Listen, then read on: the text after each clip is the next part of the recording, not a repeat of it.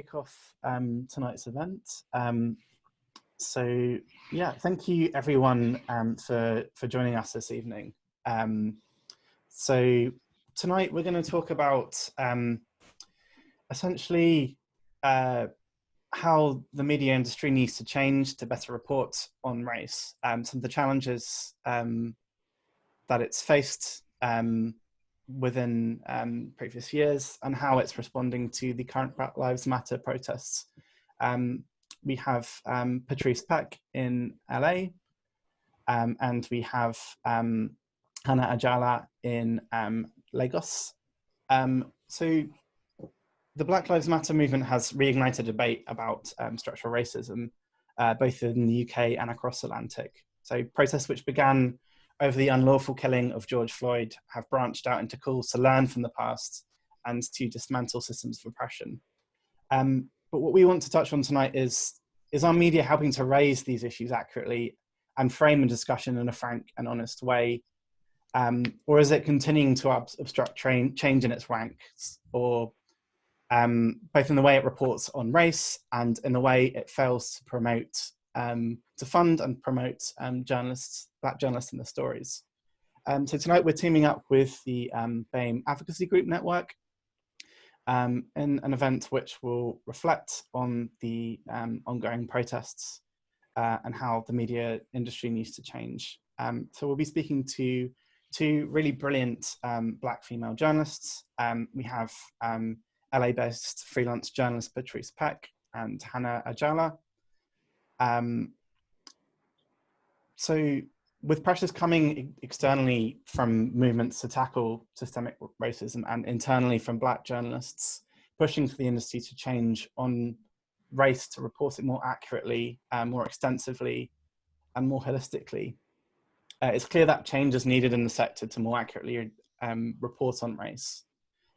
If we have a sector which in the UK is about 0.2% of the total cohort of journalists are Black, which compared to other industries is extremely poor. I'm not sure what the stats are in the US, if they're the same. But it's clear that to really talk about these issues more effectively, we need to fund and support Black journalists so that we can fully understand some of the complexities of the stories. So Hannah, I'll start with you, has a working background working with the BBC for the last 5 years. She spent the last 6 months freelancing across West Africa. She is also the founder of a brilliant network called We Are Black Journos. She founded this network around 2 years ago after never seeing a community or networking event for Black journalists, which, as I said, is the lowest minority group in journalism in the UK and obviously in the US. So We Are Black Journalists is a platform celebrating and connecting Black journalists, and it does this through creating visibility through their events and letting others know that they exist. Patrice Peck is an LA-based journalist with over 10 years experience at both media companies and startups. At the start of the pandemic, Patrice founded Coronavirus News for Black Folks, which is a weekly newsletter that circulates news and stories about how coronavirus is affecting the Black diaspora. Patrice is currently freelance for LA Times, Teen Vogue, and New York Times, where she recently wrote an op-ed on the exhaustion that both she and other Black journalists have faced in the industry. Prior to this, Patrice was working at BuzzFeed, OK Africa. So I'm just going to start with the recent protests, both which kickstarted both protests across the US in all states and in the US. How do you feel these are starting to change the dial on conversations around white supremacy and structural racism? Do you feel we're in a good place now? Do you feel we're having more open and frank discussions that we previously weren't having? So I'll start with you, Patrice, since the protests recently started in the US. Mm-hmm. Yeah, well, thank you for having me. I would say the protests and uprisings and demonstrations that have been happening, across the US and the world, they're kind of the first of their kind, at least within this generation. I think the only other similar things I can remember that I have been in my lifetime have been like Occupy Wall Street, but that was obviously based more so around class, and that movement, in my opinion, didn't really address intersection. It wasn't an intersectional movement. It didn't really address the issues of race and class and gender and sexual, all these other things, right, that are more so being explored now. And I think that's because, in terms of Black Lives Matter, there's an emphasis now on all Black lives, like Black trans life, because there's also epidemic of anti-Black transgender violence that has been going on, that, a lot of Black trans and Black queer people have been talking about, just like a lot of Black people have been saying Black Lives Matter since, Michael Brown's fatal police shooting and murder in Ferguson, right? That was 6 years ago, maybe? I don't remember how many years ago. That was a while ago, though. So it's kind of like this awakening is happening mostly for white people here in the U.S. and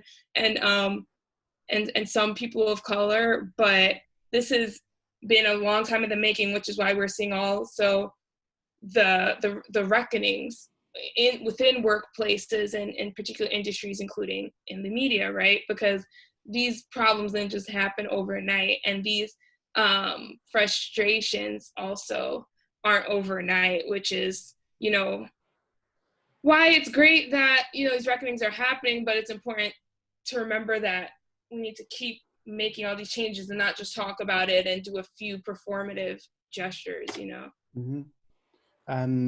And Hannah, how you feel that the protests have filtered down into the UK there? It's still, focusing broadly on the structures of structural racism, institutional racism in the UK. But we're having slightly different conversations here around the legacy of colonialism and the legacy of that on our institutions, especially journalism, which remains a white middle class sector.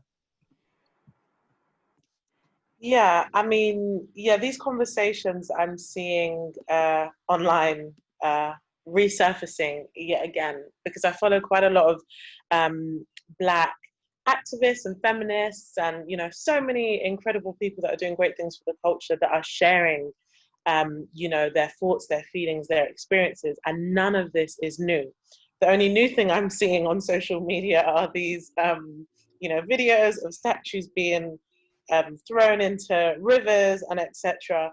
The same statues that I could have been walking around and past so many times and was never aware of that. And I also asked the same to my non-Black friends. Does that eradicate racism? Of course not. But I think it's putting a message out there. Another thing that's really important, as you touched on earlier, is not just the conversation being had, because we're having these conversations. It's who is having these conversations that's therefore making it a global talking point that everyone should speak up for. So having those conversations are really important. There is that constant emphasis on, oh, but we're in the UK, it's not bad as the US, it's not bad as the US. But there's about 5,000 and counting Black people that have been at the hands of the police in the UK, still no justice served. And if we look at it historically, racism in the UK is something that's very covert. The little microaggressions, there's so many different slithers and elements of it. And it is great to see the UK slowly waking up to the fact that racism exists here. And the truth is, I believe that we have as much of a problem as the one so prominently associated with the US's past and present. That's what I believe. Absolutely. And we can say that the US, as a former colony of the UK, it only stands to reason that some of those systems of oppression, those systems of white supremacy, there's that kind of legacy and that learning from Britain. But how do you both feel the debate is happening on fair and even terms, or do you feel it's often being derailed by, I know in the UK there's the conversation around statues, around the Robert Colston statue in Bristol and the legacy. There seems to be a kind of protective ring that's being formed around by the Conservative Party rather than having frank and open discussions. Do you feel that's fair to say, or do you feel people are starting to see the media report on race more accurately rather than this kind of derailing tactic which doesn't really address systemic racism? Do you want to go? Yeah, I don't know like if you have thoughts. I don't know if we're going You could hear my right like that. You're right. It's an interesting question. It really is. But I think more widely, British people need a better sense of self, both historically and today, in order for them to be critical. So things like the education system, it needs to provide a more wholesome and accurate picture of British history to teach white children that they aren't superior by some innate biological substance, but due to opportunism, violence, and stuff like eugenics. But education is all around us. So it's journalists as well that I believe need to take responsibility for this agenda. You know, they've been consumed, well, many of them, I don't want to generalize, especially as a journalist myself, a lot of us are consumed by clickbait and opinion pieces to shock audiences rather than to actually educate. So it is the journalistic industry that needs to transform as it's losing its credibility, like we're continuously seeing it. The Black Lives Matter protests, headlines, violent, not one person was injured in any Black Lives Matter protest in the UK. But yeah, a couple of weeks later, white supremacist, racist, whatever we want to call them, representing the English Defence League, there were no negative headlines about that. So we really need accuracy. But then it kind of makes me think about who's writing about this. Are you getting a Black person to write about these Black Lives Matter protests and knowing that they'll have better context? Or are you getting a non-Black person that may not be as aware or educated, or maybe using some sort of bias on something that they completely don't relate to? The journalistic industry, I believe, needs to transform the way it talks about these topical issues. And at the same time, it's not to say that if a Black person's writing it, fair enough, it's more representative, but it can be quite exhausting and triggering. Like, who's looking out for you? You know, the op-ed that you wrote, and Patrice, on Black journalists being exhausted is very much so a reality. So there's so many layers to it. But I think education plays a really big part on this influence, because you're socializing children from young and you're teaching them how they see the world and how they see people. And then it's these broadcasting organizations who we're literally trusting as our daily bread to provide us with information that could also have the power to give us a skewed view on how we see others. Yeah, before I lend it to Patrice, I just remember there's a Sky News were reporting on it as they got themselves into some really strange verbal gymnastics where it was counter protesters or anti-Black Lives Matter counter protesters or something like that, rather than calling it for what it was. So I don't know whether that's kind of the same in the US. If I know there's the legacy of we've been talking about statues of Robert E. Lee in the US. Is that a similar experience? I mean, it depends on everyone's perception varies, I think, in terms of the like effectiveness and actual change that will come from these things. But like Hannah was saying, I think it more so speaks to these moments as like conversation starters as opposed to direct actions of like dismantling racism, because like you said, Charlie, it's like systemic, and individual sort of one-off actions aren't going to dismantle an entire system. That takes sort of, that's going to require more like unity, that's going to require more awareness of what things are actually happening, which, that, media does come into play in terms of helping people to stay aware, but then it's a question of like what media, are people consuming, what outlets, and I don't know, I think there's also the question of like independent journalists, many of whom are people who sort of left the industry before this reckoning because they were talking about the things we're talking about now, but there wasn't this willingness to listen or acknowledge it on like a wide scale, like similar to what's happening now. So I think a lot of independent journalists, like myself, I'm freelancing right now. I left my position at BuzzFeed last fall for a lot of the reasons, of why journalists are speaking out now, and a lot of the reasons of why I wrote this essay. But yeah, it's interesting because the media industry is rooted in the same sort of establishment from which all of these systemic racist institutions are all based in. So how big of a change or impact socially in terms of dismantling the same systems can media play when it's like it was born out of that too, and it's inherently racist also, and that's gonna require, like, we're finding out now that like Essence Magazine and like OK Africa, all these publications that are predominantly Black staffed and have this history of being for Black audiences, it's like there's even issues of like misogyny, which is like the intersection of racism and sexism, prejudice like, and all that stuff against Black women. But it's like, where do we think that came from? You know what I'm saying? So I don't know. It's gonna require a lot of hard questions and uncomfortable actions that I don't think a lot of people are going to make. So I think it's a matter of journalists trying to think, out the box, and maybe we have to build something else. What does that look like? Does it require capital? Who's going to fund it? But I don't have a lot of faith in like a wide scale change happening, regardless of like if monuments are being taken down or people are tweeting about bad employers. Yeah, I don't know. Yeah, I think it requires allyship within the media industry. I think recently with the Senator Tom Cotton piece, which I think you have this kind of false equivocation in the media where it's trying to,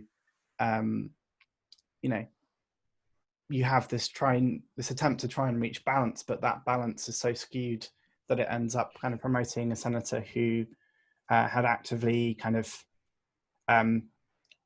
put out what Trump did, which was, send in the military. And do you feel that that's the start of the change, that allies within the sector are coming out and speaking out about this, or do you still feel the change hasn't gone far enough? I think it requires. Oh, sorry. Sorry, go ahead. No, it's fine. Go, Patrice. Okay, I was just gonna say, I think allyship, it has a different, like, we're at the point where we need like radical allyship, right? And I don't know if people are ready to do that. That to me, that looks like certain people stepping down from their positions. It looks like certain people breaking, and these are white people for the most part because they are in higher positions of power within media in terms of their title and the pay. So to me, that looks like compromising some of your own salary to make sure there's like pay equity across the board. It might look like maybe you leaving your position because you weren't as qualified and competent as you maybe were led to believe. To me, it's not going to be a matter of like, oh, we're listening or we hear you now. It's like, no, we need kind of reparations for this, the levels of disparities in the workplace. And I can't see that happening. Perhaps we can talk a bit more about Hannah's setup of We Are Black Journos. If you want to kind of quickly tell our audience what that's about and the mentorship and support that the scheme is providing for young Black journalists. Yeah, sure. So it was last week, Thursday, where I hosted an event on allyship. Now, a really amazing thing about We Are Black Journos is that not only was it literally me creating visibility because I just wanted a network with other cool, sorry, power cut, with other cool Black journalists. Oh, it's back! Yay! You guys are good luck charms. You know, I wanted to be in, you know, familiar surroundings with other amazing Black journalists doing great things. I just wanted that visibility. And not only just for us to feel better connected, but for that to also inspire other aspiring journalists who also happen to be Black, because I've lost count of the amount of times I've been asked, okay, it's amazing that you work at the BBC. What's it like there racially? Like, race is always like the top two things, never, oh, what's the workflow like? It's always, you know, that kind of thing. And in the wake of what happened to George Floyd, again, that isn't breaking news or anything. It's something that we're seeing repetitively. I've been reporting on and reading stories about police brutality since 2013, a year after Trayvon was murdered. So I know there are some people that are talking about this online, like, why did it have to take another Black man to be killed by another cop for people, by another white cop, for there to be more of a conversation about X, Y, and Z? But me, I think, you know, looking at how all these big, predominantly white brands are talking about, you know, accountability and standing behind these brands and donating X amount to Black Lives Matter or whatever, let's just use it to our advantage, right? So I noticed that there were a lot of white editors, very senior exec people following We Are Black Journos. And I thought, right, I'm not just going to let you sit in that followers list. Let's start a conversation, slid in the DMs, and just built a little bit of rapport. And I think it was through that following that inspired me to want to center this on allyship. And when I opened up the virtual event last week, I literally searched up a Google definition that I saw, I think it was on a Twitter account, and it defines it as a lifelong process, allyship. This is what people need to understand. Allyship is a lifelong process of building relationships based on trust, consistency, and accountability with marginalized individuals or groups of people. It's as simple as that. So it's not, oh, I've gone for a coffee with someone and they've told me about their struggles and I've given them advice. Racism is done. It's a lifelong process. Not in the sense that we're signing you up to a contract, but it's understanding what it means to actually call yourself that. So we centered the conversation about that. We had our Black journalists who were also panelists, as well as those aspiring to be in the field, to actually tell the other allies that were around us, you know, how to best use it. Because there is that question that many people that want to help are asking, oh, I want to help, but I don't know how to. So that was also a space to discuss how you can do that. And something that I'm very, very big on when it comes to allyship and helping others, it's not seasonal, you know? We're not just doing it now when it's hot. If you really want to reach out and help people, how are you going to hold yourself accountable? Are you going to send an email once a month? Are you going to donate X amount once a month? It's a lifelong process because unfortunately racism isn't seasonal, and this is something that we need to keep working towards to hopefully eventually eradicate. And just imagine the power of that, the power of the consistency and the way it may change things. Yeah, I have seen some of that on Twitter actually, white journalists saying, you know, DM me for support, any kind of mentorship guidance, any help structuring pitches and stuff like that. So I have seen drips and drabs of allyship from white journalists, editors on Twitter. It's just making sure, as you said, that's not seasonal, and that continues and is constant and effective. Yeah, I've forgotten that. If anyone wants to pop any questions, there's a Q&A box I'll ask them a little bit later. We've still got a few more things to discuss. So I was really struck by your article in the New York Times, Patrice, about your level of exhaustion, which I'm sure other Black journalists feel, and that it's almost that level of exhaustion is on the same level as journalists who've covered war zones. It's the extra hours that you have to put in compared to white journalists who have those contacts, who have those links. Could you take me through a bit more about that article, where that kind of feeling came from?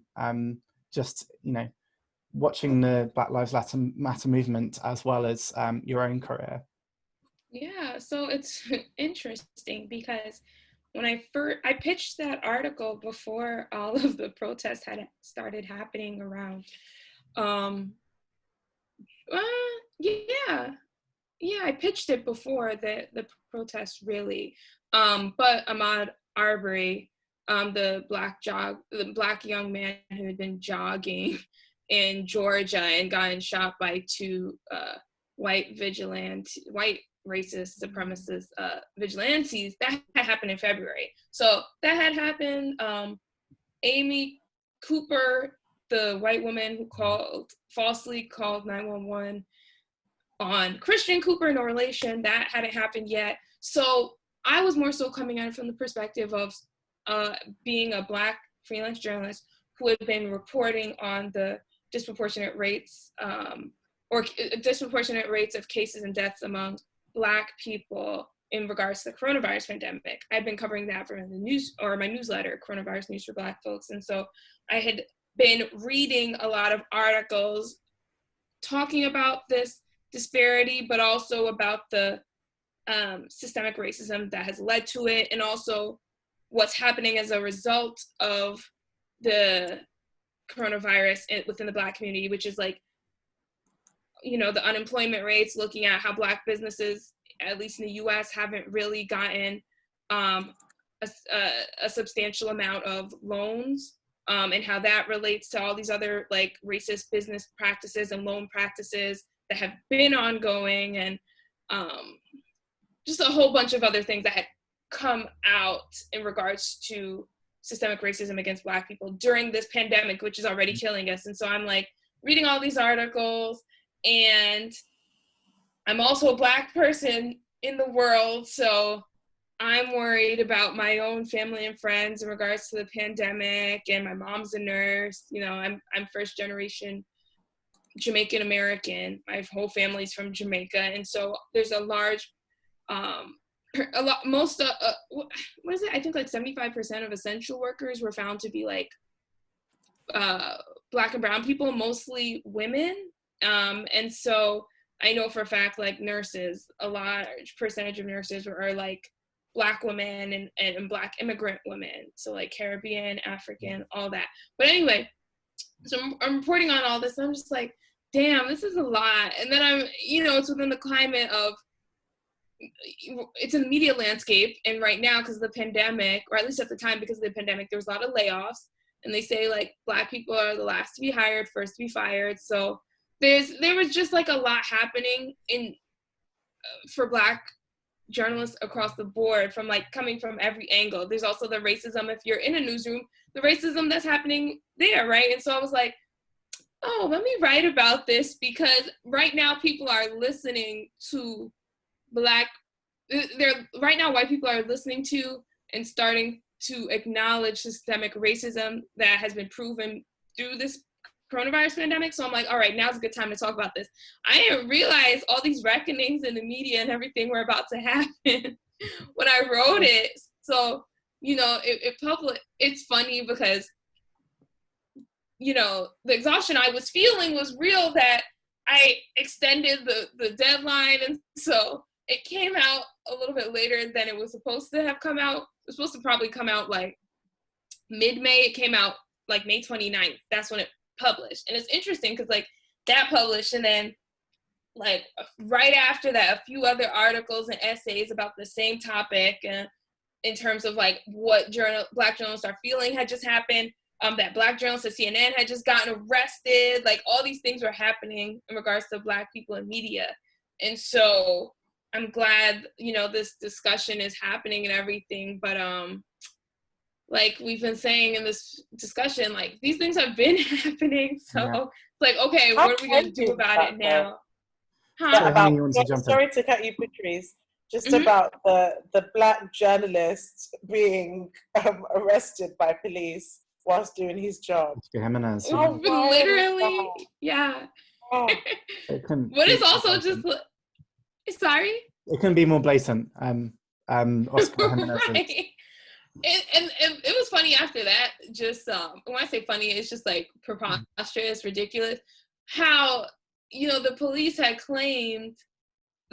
who arrested him claimed that, oh, he hadn't shown them the credentials or anything. And we're watching. I see his credentials on his pants. Like, like you were saying, it's gaslighting, which is, you know, something I addressed on Twitter too. It's like, we know this has been happening. We're not crazy. Like, it's just interesting. And it seems to be happening in newsrooms as well.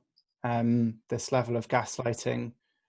You know, I think you also spoke in that piece about white editors also being guardians of. They kind of are this barrier to Black voices and stories from the Black community being heard. Yeah, Hannah, I know you're in Lagos at the moment, but is that something that you kind of feel, maybe even the BBC but working before, do you feel that there's a kind of barrier there, a tension? Yeah, and I absolutely, because I would say, you know, my 5+ years at the BEEB has sort of shaped how I see the world of news. That's why it's important to, you know, get out a bit and freelance and hope that these attitudes aren't expressed in every single newsroom. But if we look at it from a British journalism perspective, then unfortunately, yes. And that can actually work in the downfall of some editors that are not necessarily taking enough ownership of their teams. And I'll give you a prime example. The unfortunate death of Kobe Bryant in January pretty much shocks the planet, right? The first address of this on BBC News at 10 o'clock, announcing the death, the first report showed a VT clip of LeBron James. Yeah. So you can't tell me that having a Black person on the team is just a box ticking exercise. Because if an editor actually, utilize their ownership to understand the important reason as to why you need diversity on your team is to avoid, incidents like this happening. Because there's a likelihood, me, who I can't tell you the last time I watched a basketball game, but considering my background, the communities that I'm in, the people that I can quickly message and verify and ask, there's a strong likelihood that wouldn't happen hadn't myself or someone like me be on that team. So I feel like more ownership definitely needs to be taken. And funnily enough, I think one of the main things that really inspired me to create We Are Black Journos, and actually invited one of the editors of this program that I worked on that inspired me to create it to be a panelist at a We Are Black Journos event that we were able to have last year at the BBC. So I was working at the part of the BBC, which is the World Service. So we distribute all types of stories and news and etc. to all over the world. Our biggest listeners, or in the radio department that I was working in, are in the US. And just above that is the continent of Africa, who are very big on radio. So I remember, starting and working on this program, and there was a stat that about 55% of our listeners are in the continent of Africa. A lot of them are in Nigeria, where I currently am. If you look around that office and see who's producing the programs, you would probably drop. You wouldn't believe it. I was the only Black person in that office of about maybe 40 people, amazing and excellent at their jobs. But how scary is it knowing that the media that's being produced for normal people in society isn't even being reflected in the place that's meant to manufacture it. So I believe that editors have a lot of ownership and should be embarrassed, quite frankly, because I did say these exact words to the editor and said, doesn't it just make you cringe a bit? You know, you're telling these stories of people and there's no one in your team that's even representative of that. Isn't that embarrassing? But it happened again with Diane Abbott, didn't it? I forgot who you confused her with, but that was quite shortly after, I think, the Kobe Bryant incident. Like, why is it? I just don't understand. Not every Black person is the same. There's a lot of us. I don't get it. It's wild. I don't think I'll ever understand.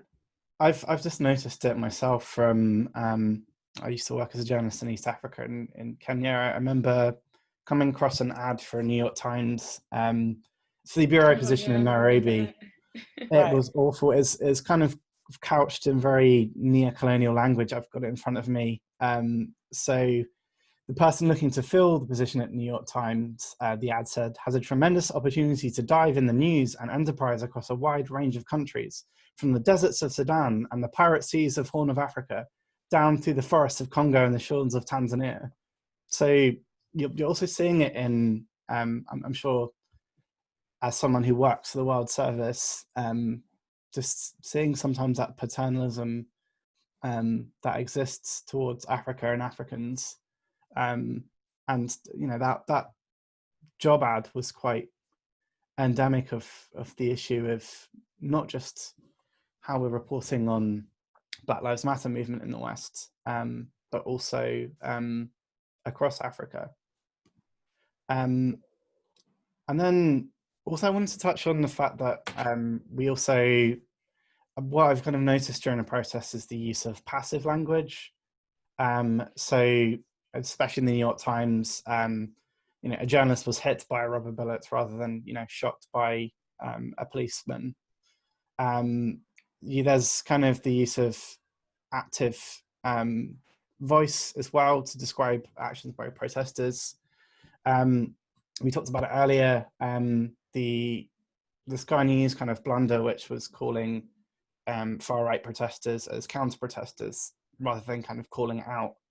Are these sort of issues that you're dealing with every day? You know, particularly if you're working with a sub-editor or someone who kind of fails to understand the importance of language, of the passive voice. Is that something you kind of come across every day? Well, okay, so I'm freelancing right now, but even as a freelancer, it's so interesting. Associated Press recently just announced that they would be using uppercase B for Black instead of lowercase, which it was previously, to describe like when speaking about the Black community or Black people or Black person. And it's funny because like I have always been using uppercase B, and that's probably because prior to BuzzFeed, my whole career had been writing at historically Black publications, or if not like an Ebony or BET, then I was writing at like HuffPost Black Voices, which is the Black vertical within, you know, like a mainstream, aka white media company.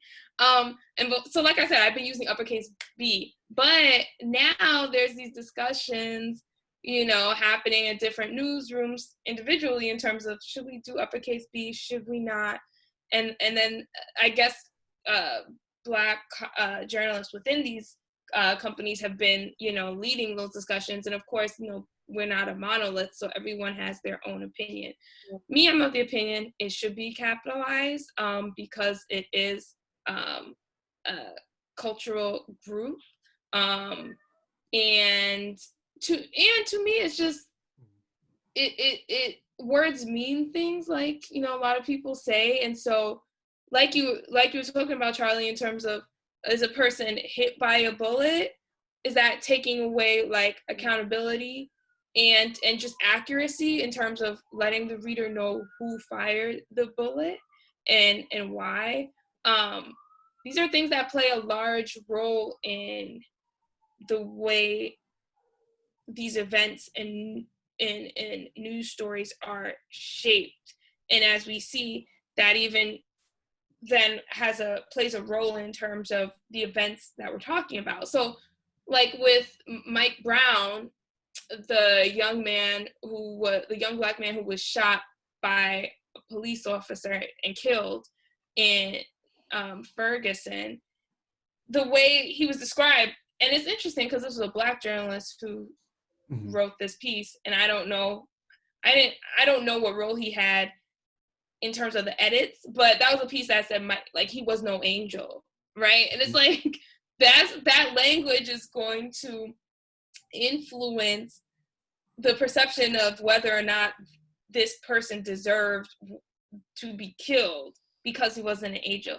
And so, yeah, I mean, I have seen a few news outlets that previously like to be objective, and there's a whole nother question of what objectivity is, right? And whether a person can really truly be objective coming into something with personal biases. But yeah, I've been seeing less euphemisms now in terms of like racially charged, flowered language in terms of people saying that before, and people saying, okay, racism, white supremacy. I'm hearing a lot more of that now. And it's like, I think that's a step in the direction in terms of actually making this change that people are talking about. But yeah, language is definitely a big thing, you know, in regards to racism and marginalization and all of that within journalism. I don't think it's talked about enough. And Hannah, how do you feel the BBC, you know, it has had its problems in the past with accusations that it platforms sometimes unnecessarily voices which are from the far right, which don't engage on kind of fair terms with Black panelists who are invited on?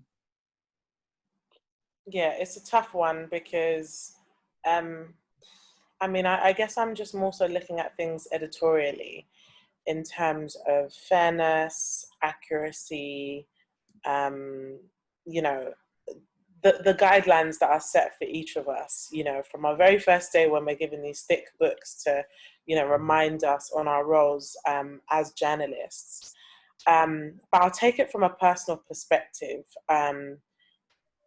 Another thing that's also inspired me to start this platform is to be surrounded by Black journalists who have ownership of their stories and are, you know, able to have to share that, not to have words tweaked or changed to fit into a sort of narrative, to have supportive editors. But I know that these same journalists, my brothers and sisters in the building, as I like to call them, I've had to fight a bit harder.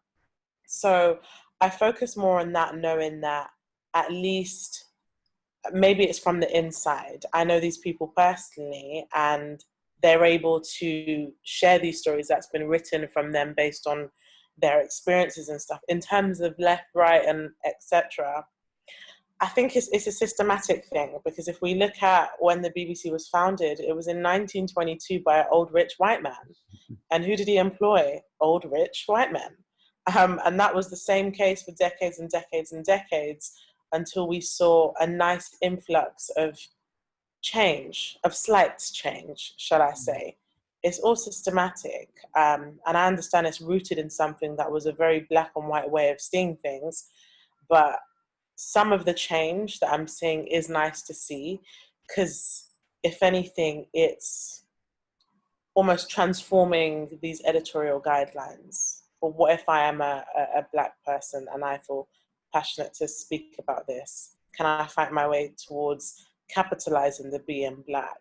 And will my non-Black editor also be understanding of that, and not looking at the rule book, but looking at the world around us and seeing why I may feel passionate about putting this forward? I wrote a piece at the start of this year, what does it mean to be a Black traveller? And I think I was just so busy, like just preparing for stuff. This was just before I left the UK in December.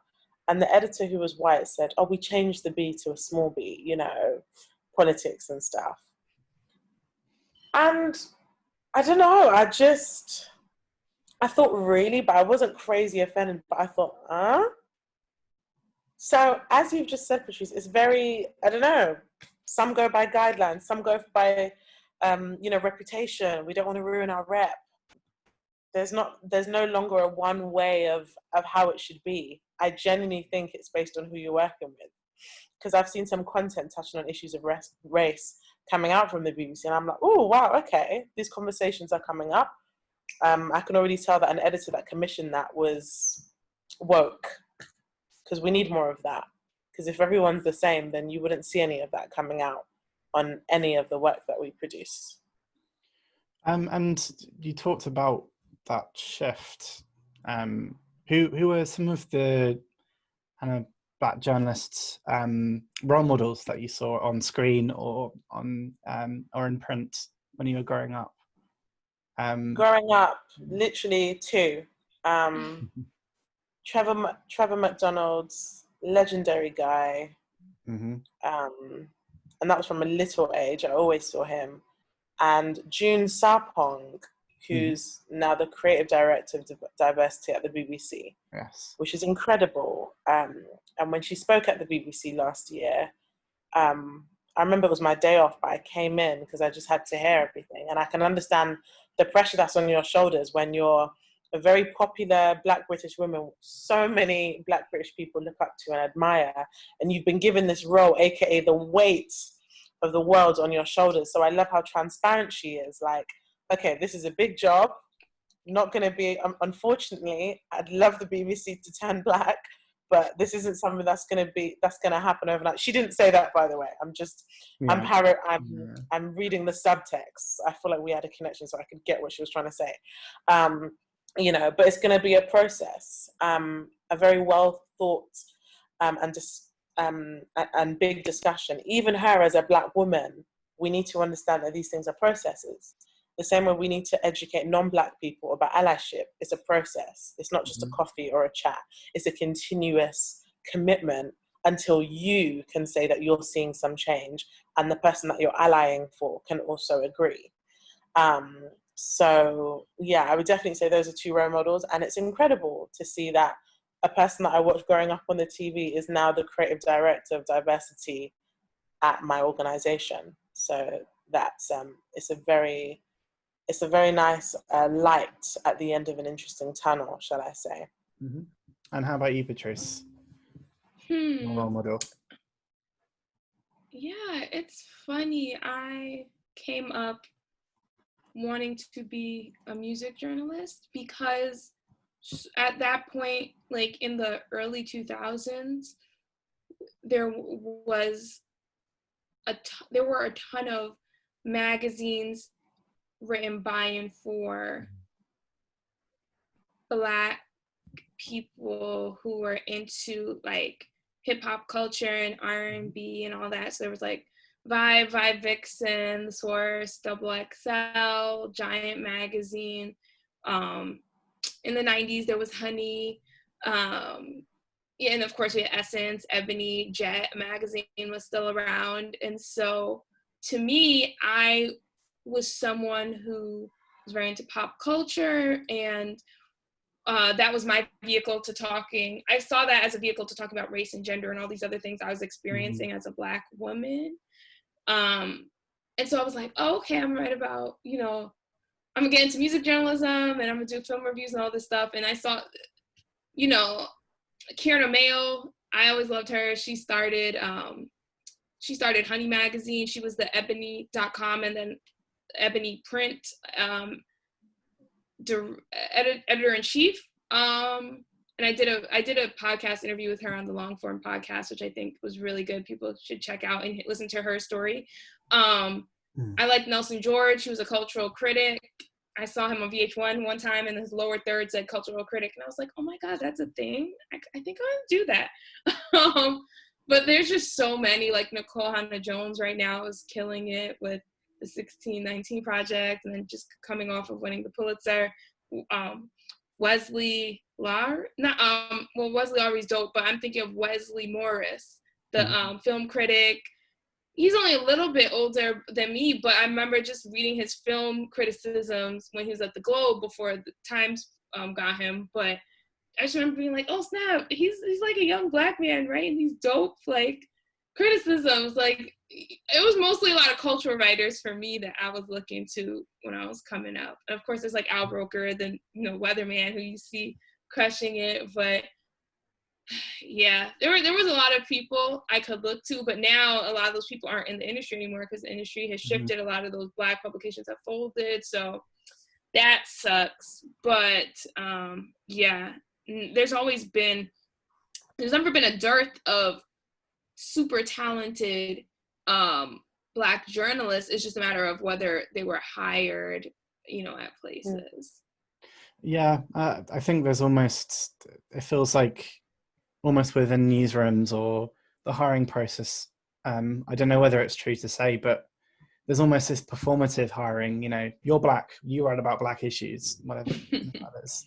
Do you think there's a trend in the sector in the industry that Black journalists are mostly being asked to discuss race rather than other issues that may interest them?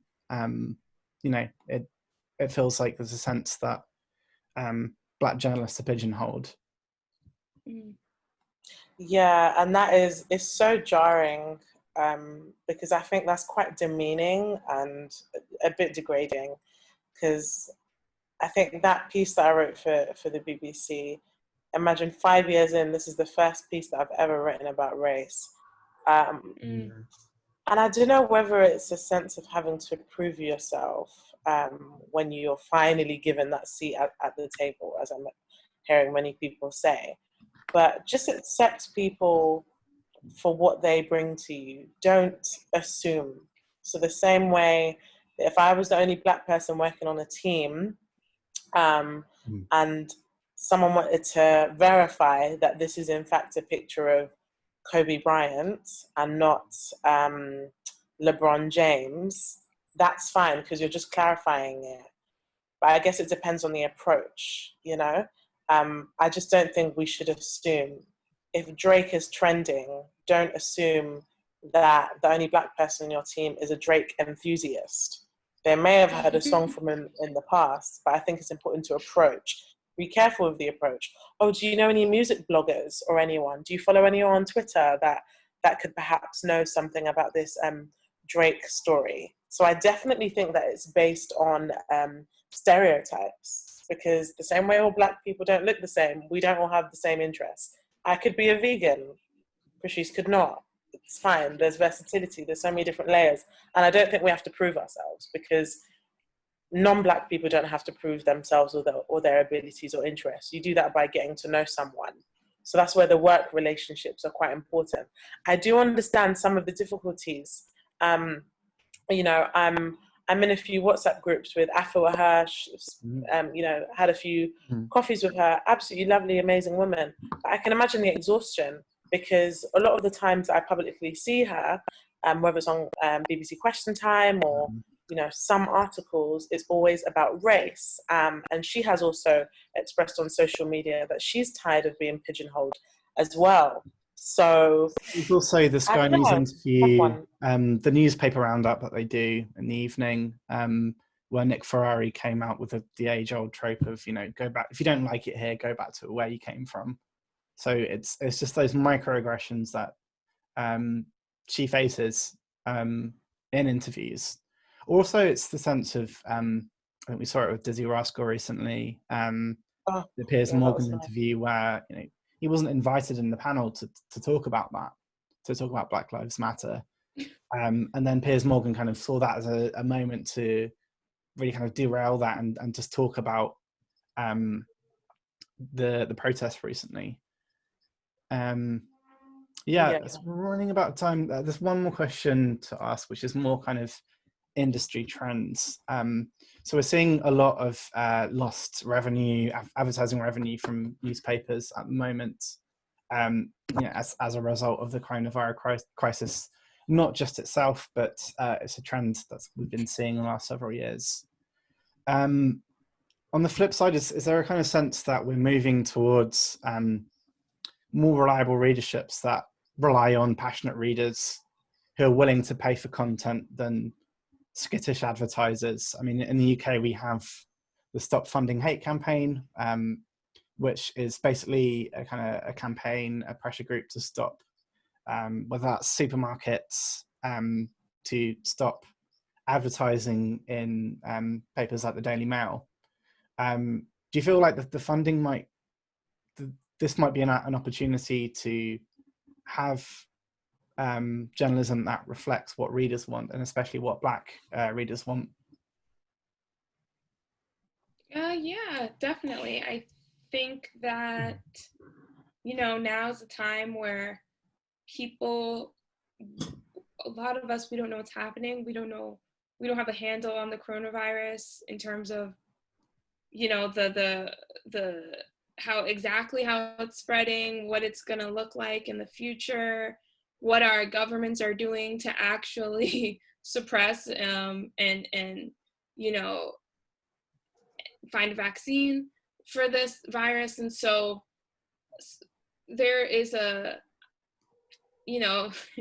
lot of publications are saying, they say now more than ever, like when they're asking for money, but it's true. It's like now more than ever, we kind of are, we need the news, we need it to be accurate, we need it to be diverse, because we see at the intersection of all these identities and communities, they're facing different but very specific issues that are very serious. And so, yeah, I mean, I think there is an opportunity for publications to show up for their readers and to show up in a way that shows the value they provide, and to leverage that into some kind of relationship that might, help to inform some new alternative business models outside of advertising, because that we've seen that hasn't been a very sustainable business model with online journalism. And so where most of our journalism lives, a lot of our journalism lives these days, not most, because I don't want to,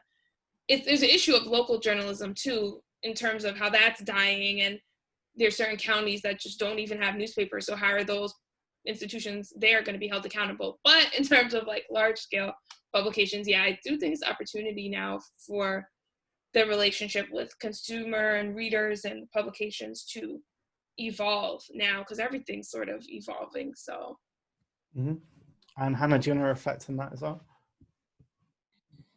Yeah, do you mind repeating the question again, Charlie? Sorry. Sure.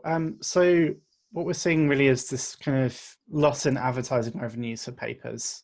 That's, there's fewer readers subscribing. In the UK, there's especially been the Stop Funding Hate campaign, which calls upon advertisers to stop advertising in papers like the Daily Mail and the Sun. Do you feel we're having more kind of passionate readers who care more about the stories and how they reflect issues, especially among Black readers who, will want to hear those stories? Do you think that will come to the fore a bit more? A bit more, yeah, but there's I'm not really optimistic about the possibilities of publications that I call that the Daily Mail, some people I know call the Daily Fail, will stop operating, because there are people that just like to read negative things. There are people that like to, to stay stuck in their ways, even though that they know that these headlines are fabricated for clickbait and etc. But rather than focus on these non-reputable organizations that aren't producing news in a fair and concise manner, I hope this paves the way for other organizations who may not have always been the best at representation, but they're clearly trying to, they're taking advice on board, and they want to promote accurate messages of things that are affecting people in their everyday life. Cool. So we have some time for questions from the audience. Please do keep them coming. We've got a few, but do keep putting them in the Q&A box. So I have a question from Sophie Connor. I've noticed Hannah's answered that in the Q&A box. but I suppose it's one for both of you. In what ways do you both think that journalism training companies should be encouraging and attracting more young Black people to train as journalists? So, for example, in the UK, we have the NCTJ, which runs a journalism diversity scheme, but there are some criticisms that it hasn't really gone far enough to make the sector as diverse as it could be. Yeah, that's an important question to be had. Like funding, is there a cutoff point as to how many people that they can have? And also, why is the pressure just on the NCTJ? You know, we need to look at other organizations that are also doing similar things that could also do with extra funding. Let's look at actual allies that want to see more Black journalists. Put your money where your mouth is, you know. I was part of Creative Access, a diversity scheme, which let me get into the BBC. Because I guarantee you, had I not applied for it, or just gone through the mainstream way, one look at my surname, nope, there is that likelihood. So, you know, I think instead of putting pressure on, you know, these schemes that are doing incredible things for journalists, because if they didn't exist, God knows what British journalism would really look like today. We need to invest more in them. You know, the pressure should be on these organizations that have been around for decades and decades and decades and decades, and we're seeing 0 point something of Black staff still in your workforce, whereas these specialized you know, schemes / organizations, NCTJ, Creative Access, Mama Youth, I've seen quite a few of them, are literally still pushing forward and having higher numbers than these organizations with far more money ever would. So start funding them more, I think, so you can get more people into your predominantly white newsrooms. Yeah, I would also say consider, because I'd be curious to know, like, how many aspiring Black journalists there are in UK. You know, because I feel like the low numbers, people sometimes assume that, oh, okay, well, the low number maybe represents like a low pool of candidates or whatever. When I don't think that's probably the case. I think that's just a low percentage of hiring, and that also shows poor or just inadequate sort of recruitment processes, right? If the people who are recruiting are people who probably don't even know a lot of Black journalists or have like enough Black friends to maybe like put out feelers to find some Black journalists. So yeah, I would suggest, you know, focusing on getting in people who are already trained, also putting just as much of an effort into that, because then those are the people who can create this more like diverse, inclusive newsroom. And then I think that will also generate a more inclusive sort of like pipeline or recruitment process to getting those aspiring younger, you know, people in, and it'll definitely help them get internships. Like, you know what I'm saying? Like, it's not like there aren't already things in place to train young up and coming journalists. So it's like, let's look at sort of also what exists and how we can tweak that too, instead of creating something from scratch. Great. Exactly. Yeah, we've got time for one more question from Pranav. He asks, is cooperative / community ownership of journalism training and organizations reporting news a more sustainable model for detoxifying news as a whole? Or is there a better way, I assume, of fixing the system from within?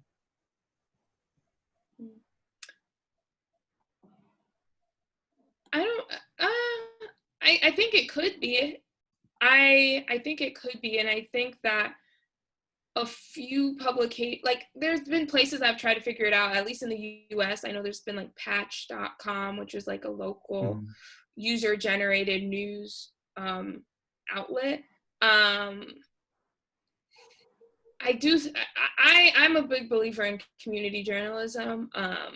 especially because like that's how the Black press started in the US in the early 1800s. And when I say Black press, I mean like African American owned and launched publications, newspapers. That started because we didn't see ourselves reflected in mainstream historically white publications. We weren't working there. They weren't covering any news happening about us. It was more so just portrayals of like stereotypes and other racist content. And so as a Black journalist, I'm always gonna be an advocate of sort of grassroots community-led journalism. But in terms of the business structure, I do think it's sustainable. It's just a matter of having the luxury and privilege of being able to like create that while also needing to like support yourself and feed yourself and shelter yourself. Like, are you going to get capital from investors to create something like that? You know what and what are the likelihoods of like a white founder of a media company getting funded compared to a Black or a brown person, right? So it's just a matter of, I think it's possible, but how is that going to happen, right? Mm-hmm. Yeah, absolutely. And I one thing that I'm really happy to have discovered, I would say about 4-ish years ago, was seeing more of an emergence of by us and for us platforms. So it's written by Black journalists and it's for Black journalists. It's that safe space, it's those common beliefs, it's impartiality. So it's incredible to see that there are platforms, Blavity, Galdem magazine, Black Ballad, which is a subscription service for Black female journalists who also get paid within that. It's so amazing to see these initiatives move forward, because if there are, like, not every Black journalist aspires to work for the biggest broadcasting organization in the world. Some people like niche, some people like, being able to speak about specific topics. There's something for everyone. There's versatility, amongst us. I think it's just finding where we fit and realizing that we are not limited. We have options, but I think it's just ensuring that we're looking in the right places to find the opportunities that are good for us. Great. I think that's a brilliant place to end on. There's just so many different facets and different ways into this discussion. And it's been really, really fascinating to speak to you both about your careers, about some of the ways in which the media industry can change. So I think I'm going to share share my screen of places you can donate to, both in the UK and I don't know if you can see that all. Yeah. So these are just a list of both British and US, only just a handful that you can support. I think the last one is particularly important with regards to the discussion that we've been having. I just finished the article looking at how different Black journalists across the world are practicing self-care, spoke to an editor at Galdem, which I'm like excited about. But yeah, because I'm like, it's not just us over here that's going through it. But so I'm excited. And I spoke to the founder of the Relief Fund. Amazing. Right. It's amazing. I look forward to reading that. Yeah, do share that with us when it's I will. I think a sense of solidarity and just well-being is a good point to end on. Absolutely. Definitely. Cool. Thank you very much for joining us, and also our audience. If there are any other further questions that people have, you can send them to commsnetwork@youngfabians.org. And I'm sure both our panelists will be happy to answer them afterwards if you've not had time to ask them now. Cool. Thank you very much. Thank you for having us, Fabian. Yeah. Have a good evening/day. Thank you. All right, y'all. Bye. Take care. Bye. Thank you.